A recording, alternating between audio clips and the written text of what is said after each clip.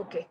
At the outset, I'd like to thank BD Physicians and Professor Danda sir for giving me this opportunity. And I'd like to give my regards to the chairpersons of the session and Mishra sir, who's my mentor.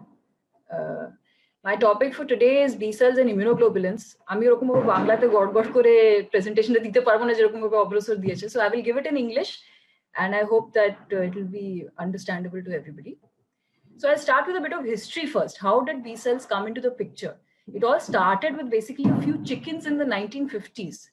So Timothy Chang was a graduate student from Ohio University who was given the task of explaining an antigen-antibody reaction to a group of students. So he borrowed some chickens from his colleague Bruce Glick and he immunized them with an antigen and he looked for an antibody response after a few days. But then he saw that 80% of the chickens failed to mount the antibody response. So he went back to Bruce Glick complaining about the chickens. And then when they examined them, they saw that the chickens were missing this element, the bursa of fabricus. When they repeated the experiments with a chicken with an intact bursa of fabricus, they saw that at that point, the chickens were able to mount an adequate antibody response. So the B in the B cell, the word comes from bursa of fabricus and not from bone marrow, as it is commonly thought.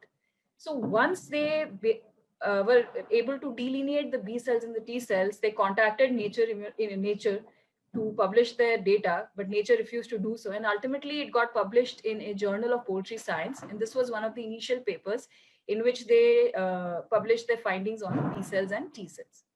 So coming to what are the B cells? Like Danda sir has already explained, our immune system is basically divided broadly into the innate and the adaptive immunity. B lymphocytes are basically one of the key players of the adaptive immunity. And one of the main functions of the B lymphocytes is to transform into a plasma cell, which eventually forms antibodies. Some of the other functions of B lymphocytes is release of multiple cytokines and as an antigen presenting cell. In the immune system, it is of paramount importance for us to be able to recognize a cell, to be able to understand what type of a cell it is. And the main way that we are able to do that is by looking at the cell surface receptors that each of the cells have. So in case of a B cell, the CD markers that we are all very familiar with because we've all studied our hematological malignancies in our MD medicine.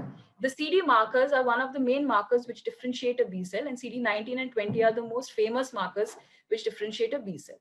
Then the other most important receptor on a B cell are the antigen recognition receptors. This is basically the signal, the antenna with which a B cell is able to recognize a foreign antigen in the periphery. Basically the B cell receptors on a B cell is nothing but an immunoglobulin. It is an immunoglobulin which is ultimately, when the B cell is activated, gets secreted into the periphery. We will see later on the immature immunoglobulins usually have a membrane IgM or a membrane IgD as the B cell receptor, and eventually the activated B cells will have the other immunoglobulin as the receptors. Some of the other receptors which are there on B cells are the MHC molecules, the receptors by which the various cytokines activate the B cells, and also receptors for complement degradation products. One of the main differentiating factors of a B cell receptor from a T cell receptor is the B cell receptor can recognize an intact antigen. It does not require the antigen to be presented in context with an MHC, like what a T cell receptor requires, like Obrosur just showed. So this basically is showing how the B cell receptor on a B cell recognizes an antigen along with other components of the B cell receptor, which is the CD21, CD19, and the CD81 or the TAPA1 receptor, which ultimately leads to downstream BCR signaling. Coming to the B cell development. First, I'll show an overview of how any of the lymphocytes develop. So basically, the lymphocytes undergo two stages of development. Initially, there is an antigen-independent development. At this stage, the B lymphocyte does not require any antigen to develop. It reaches the stage of immature lymphocyte, and when this immature lymphocyte is formed, it is released into the periphery, and then it goes in search of an antigen, and then depending on the antigen, it further matures and forms a mature lymphocyte. So this initial stage occurs in the bone marrow for the B cells, and it occurs in the bone marrow and thymus for the T cells. And the peripheral maturation will occur in the secondary lymphoid organs like the spleen and lymph node, like Dhanda sir had said. So the initial development up till the immature lymphocyte is wholly dependent on the presence of various growth factors, on the presence of various transcription factors. And this is the stage at which the lymphocyte basically develops its receptors, whether it is the B cell receptor or the T cell receptor. Now, seeing this in context of a B cell development, we see that the initial development, that the antigen independent development of the B cell will occur in the bone marrow, and the peripheral development is occurring in the peripheral lymphoid tissue. Initially, there is a hematopoietic stem cell, which is a multipotent stem cell. From here, it will develop, it will multiply, and it forms a array of immature B cells, which will have certain B cell receptors. These B cell receptors will be specific to certain antigens. In this stage, these immature B cells then go out into the body in search of the antigens to which its B cell receptors are specific. Now, the moment this B cell encounters an antigen to which it is specific, it immediately starts multiplying. Basically, the body has now recognized that there is an invading antigen, and now it needs to form an army. So this B cell, which has recognized the antigen, which it will start proliferating and forming clones. By clones, I mean that the daughter cells will also have B cell receptors, which will be specific to that specific antigen only, which caused the clonal proliferation. And ultimately, there will be rapid upregulation of the numbers of B cells, and then the B cells will go on to form its final function, which is either it will develop into a plasma cell, and then these plasma cells will start secreting the antibodies. Again, these antibodies will be specific to the original antigen to which this whole response occurred. And it will also form memory cells for protection against future invasion. So going further into the development begins in the bone marrow. In the bone marrow, in the red marrow, there are two niches. This is the endosteal niche, that is the area around the endosteum and the osteoblasts, and this is the vascular niche. The development begins from the hematopoietic stem cells.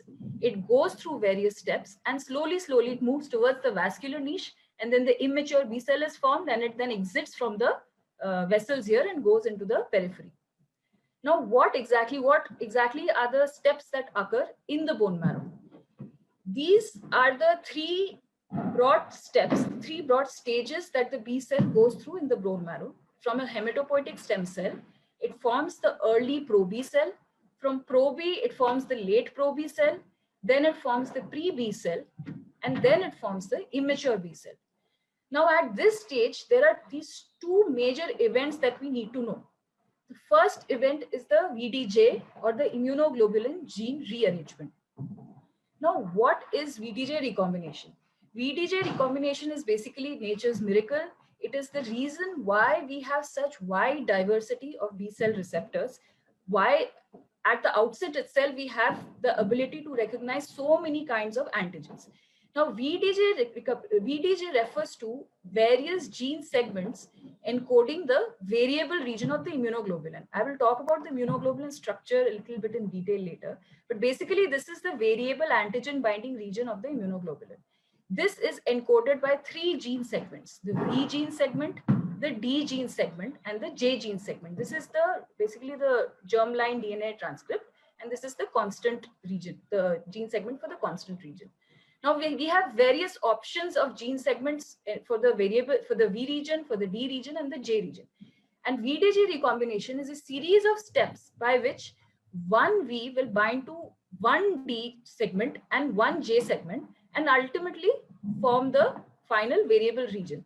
Now, the various permutations and combinations, the various permutation combination by which one V can bind to one D and one J, ultimately leads to the wide variety of B cell receptors that we see.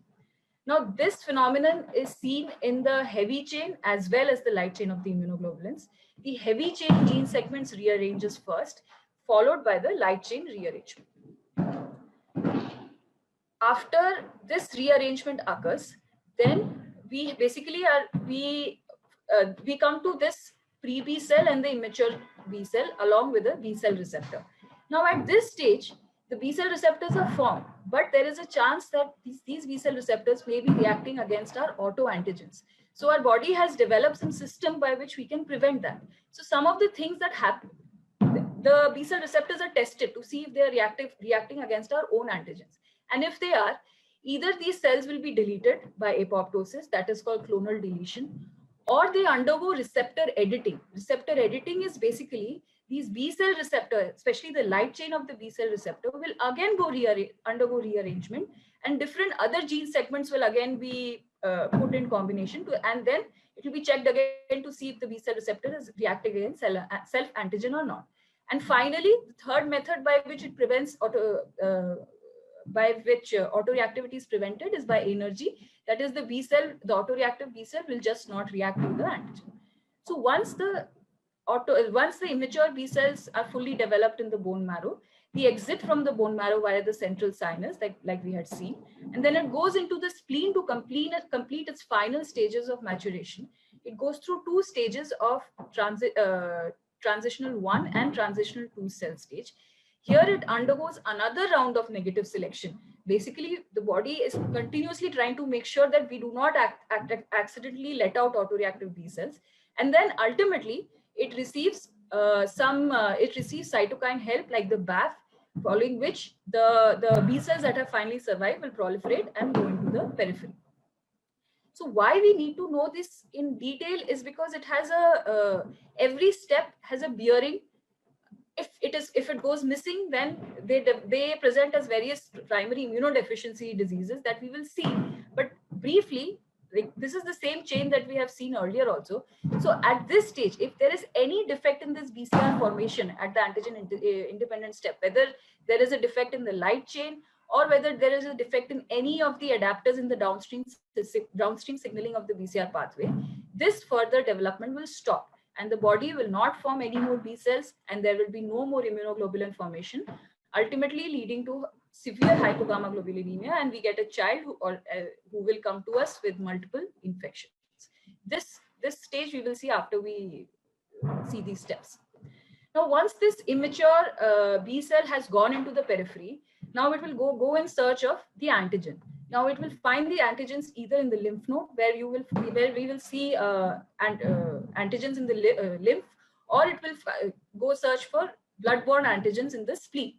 This is an overview of what happens in the lymph node. The immature B cell has gone out. It has entered the lymph node. It has found its antigen to which it is specific, and it gets activated and it starts proliferating. When it starts proliferating, these are the four main steps that happens in the lymph node. Either it will form a plasma cell and it will start secreting antibody. It will undergo these two processes that we will see in detail later. One is the isotype switching, where basically initially the B cells are only producing IgM and IgG, but once they get an antigen and they get specific cytokines, then these B cells will start replicating fast and they will start producing all the other classes of antibodies we know, that is IgA, IgG, etc. The third thing it will undergo is affinity maturation. We will see that in detail. And finally, memory B cells will be formed. Now, to further, I'm sorry, I think this picture has become too small. To further understand the development in the lymph node, we just need to, although Danda sir has already gone through this, we just need to know the structure of the lymph node. So basically, this is a cut section of the lymph node. The follicles here are basically the B cell zones. The paracortex here will be the T cell zone where the T cells predominate. And then there is the medulla where the plasma cells predominate.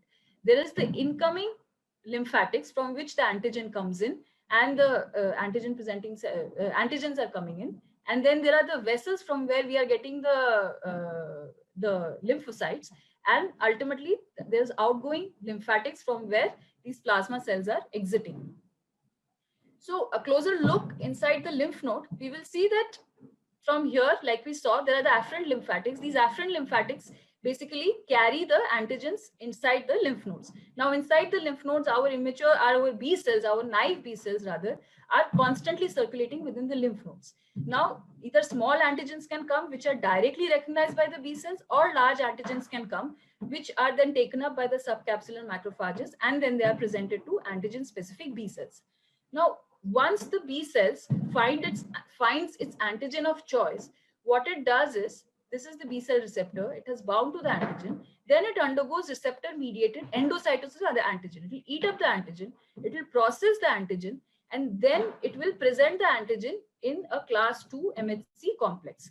Once this happens, all this is happening in the follicle. It will exit the follicle and it will go into the T cell. Here it will go in search of the T helper cell. Now this is why these T cells are called T helper cell, because these T cells are helping the B cell become even more activated. It will go into the T cell zone. It will find a T helper cell which will be specific to the same antigen, and then there will be some interaction here for some time. And how the T helper cell helps the B cell is it will give some there is some CD40 ligand interaction. There is release of some cytokines which ultimately helps the B cell become even more active. Now, once this step has happened, it has gotten its T help, some of the B cells will start proliferating and basically form a plasma cell. This initially a short-lived plasma cells are formed. These plasma cells have a short half-life. They proliferate fast. They produce a large amount of IgM, and they are responsible for the primary antibody response that we know of. And some of the B cells will then re-enter into the follicles and it will start proliferating. And here, this proliferation leads to what we know as the formation of germinal center in the lymph nodes. This germinal center is divided into two zones. There is a dark zone and there is a light zone. The dark zone is basically dark because the cells are proliferating much more than in the light zone. Once this activated B cell has entered this this follicle and starts proliferating, it undergoes two processes. Again, we have seen this earlier, which is the somatic hypermutation and the class switch recombination. And ultimately, only those B cells which have B cell receptors which are have high affinity to the antigens, those B cells will survive and form the plasma cells and the memory cells. This is a cut section of a lymph node germinal center. It's the histopathological cut section where this is the mantle zone, and this is the light zone, and this is the dark zone. Now, what is somatic hypermutation? Basically, somatic hypermutation is the method by which this B cell receptor, which is formed earlier, it is basically it is fine tuning of the B cell receptor.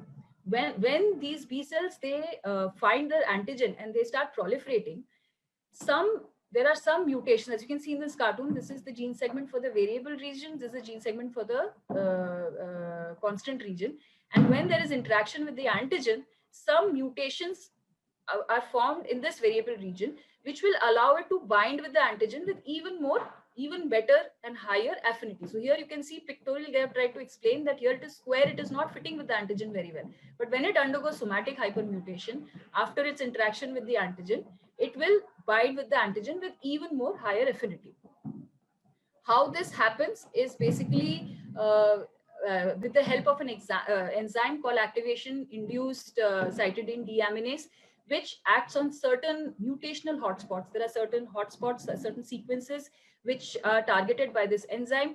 It leads to deamination of the cytidine to uridine, and the body, in an effort to correct that mistake, lands up in creating certain mutations. And then some of these mutations will lead to formation of a higher affinity B cell receptor. Next, then the next major event that occurs here is the class switch recombination. Now, class switch recombination is the switching of B cells' production of immunoglobulins from one isotype to another isotype, like the IgG. Now, this also only occurs after the B cell has interacted with its antigen. The B cell interacts with its antigen, it interacts with the T cell, and then it gets, with the help of certain cytokines, depending on the antigen, some cytokine and the cytokine milieu, it will differentiate either into an IgM, into various subclasses of IgG, IgE, or IgA. IgD is mostly membrane bound. Secretory forms are not normally found. Now, how this occurs, how does a B cell which was earlier producing IgM suddenly start producing other antibodies? Here also, just like VDJ recombination, the body already has gene segments for all the constant regions for the antibodies. And depending on the cytokines that they are getting and the cytokines activating certain regions in the gene, in the DNA, certain regions called the donor and acceptor switch regions.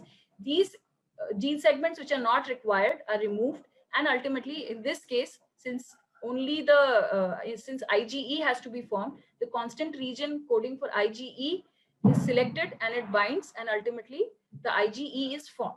So this is the way by which a B cell, after it encounters an antigen, depending on the cytokine and help it gets, then starts producing other kind of immunoglobulins like IgG, IgA, etc. Again, there are defects that can occur at this stage, which leads to certain primary immunodeficiencies.